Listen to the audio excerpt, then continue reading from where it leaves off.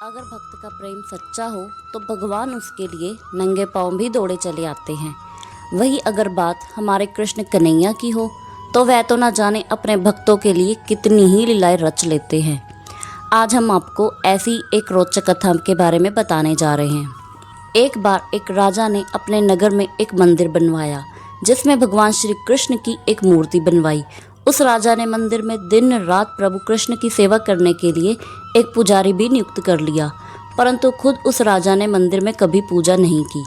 वह पुजारी ही प्रतिदिन नियम अनुसार कन्हैया जी को नहलाता, उनका श्रृंगार करता और पूरी श्रद्धा भाव से उनकी पूजा अर्चना करता था। राजा प्रतिदिन कन्हैया जी के लिए एक फूलों की माला भेज देता था और जब वह शाम को दर्शन करने आता तो पुजारी उस माला को कन्हैया जी के गले से उतारकर राजा को पहना देता था। ऐसा करते करते पुजारी की उम्र बीत गई थी। अब वह पुजारी वृद्ध हो गया था। एक दिन किसी कारणवश वह राजा मंदिर में नहीं आ पाया तो उसने अपने एक सेवक के हाथों माला मंदिर में भेज दी और पुजारी को सेवक के द्वारा यह भी कह दिया कि वह आज मंदिर में नहीं आएगा, इसलिए उसका इंतजार ना किया जाए। यह कहकर सेवक वहां से चला गया। पुजारी ने हमेशा की तरह माला कन्हैया जी के गले में डाल दी।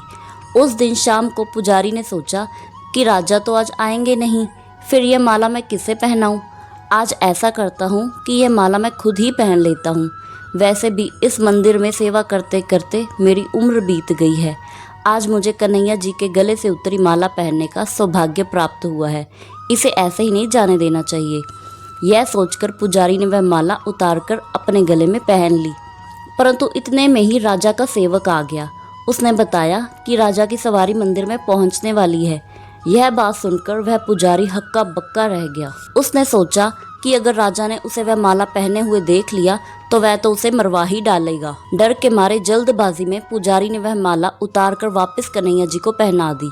जैसे ही राजा मंदिर में आया तो पुजारी ने हमेशा की तरह वह माला कन्हैया जी के गले से उतारकर राजा को पहना दी, लेकिन आज उस माला पर सफेद बाल लगा हुआ था, जिसे देखकर राजा समझ गया कि आज यह माला स्वयं पुजारी ने पहनी थी।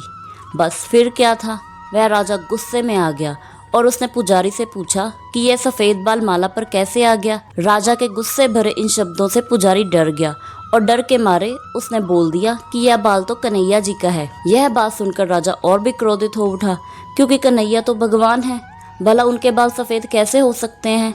इसलिए उन्होंने गुस्से में यह ऐलान कर दिया कि कल सुबह वह खुद कन्हैया जी का श्रृंगार करेगा और देखेगा कि कन्हैया जी का बाल सच में सफ़ेद है या यह पुजारी झूठ बोल रहा है। और साथ ही साथ यह भी ऐलान कर दिया कि अगर पुजारी झूठा होगा तो उसे फांसी दे दी जाएगी। राजा का यह फरमान सुनकर पुजारी बहुत डर गया। वह रोते हुए भगवान के पैरों में गिर गया और उनसे कहने लगा, हे केशव, मुझसे झूठ बोलने का अपराध अवश्य हुआ है, परंतु हो सके तो मुझे क्षमा कर दीजिए। ऐसी गलती दोबारा कभी नहीं होगी। और ऐसे ही रोते रोते उसकी आंख लग गई। जब उसकी आंख खुली तब तक सुबह हो चुकी थी। सुबह होते ही राजा भी वहां आ गया और उसने कहा कि आज वह खुद कान्हा जी का श्रृंगार करेगा।